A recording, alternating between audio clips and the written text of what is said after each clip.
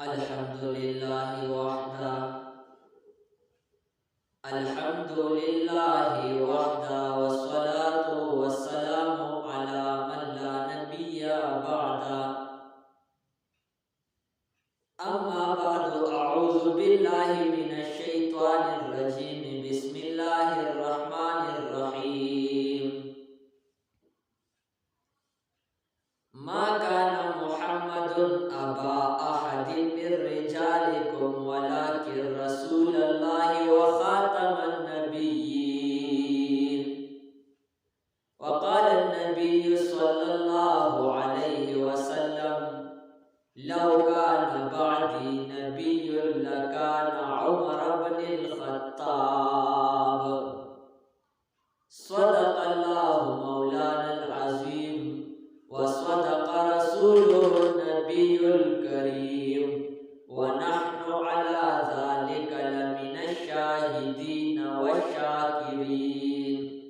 والحمد لله رب العالمين. دنیا نے دین کو بلا رکھا ہے، دنیا نے دین کو بلا رکھا ہے، غفلت کی نیند میں سلا رکھا ہے، اور اس دور میں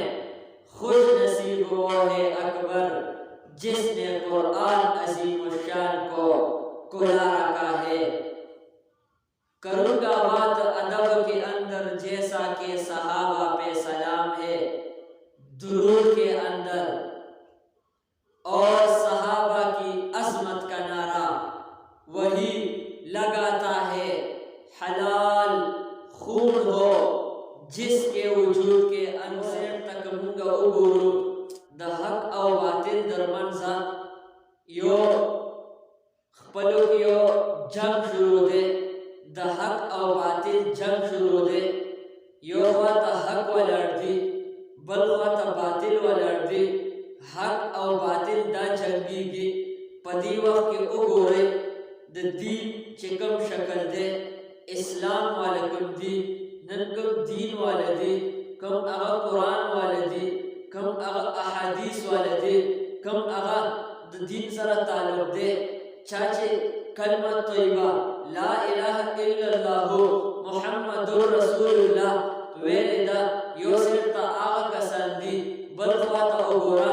آغا کفار والر دی، کم کفار چھے اغی کی یہودم دی، اغی کی عیسائیانم دی، اغی کی قادیانانم دی، اغی کی شیعگانم دی، دا ٹول کفار را واخلا دخواتا بل مسلمان قوم دے، بلخوا مسلمان والار دے، یو خواتا حق دے بلخواتا باطل دے، دا آغا دور دے چپدی کے سوک حق طرف تزی، سوک باطل طرف تروان دی، سوک یہودیت تزی، سوک عیسائیت تزی، سوک مجوسیت تزی، سوک دہریت تزی، سوک مختلف قسم آغا گندہ او آغا کفریت آغا قادیانان کی گے، سوک شیعگان احسان دے پدی، دا رب کرم دے پدی، دا رب منن دے پدی، چھ رب بے کائنات دا کسان مسلمان کا دتے اسلام ورکا، دتے خپل دین اسلام ورکا، زکا چھ رب فرمائی الیوم اکملت لکم دینکم واتممت علیکم نعمتی وردیت لکم الاسلام دینا۔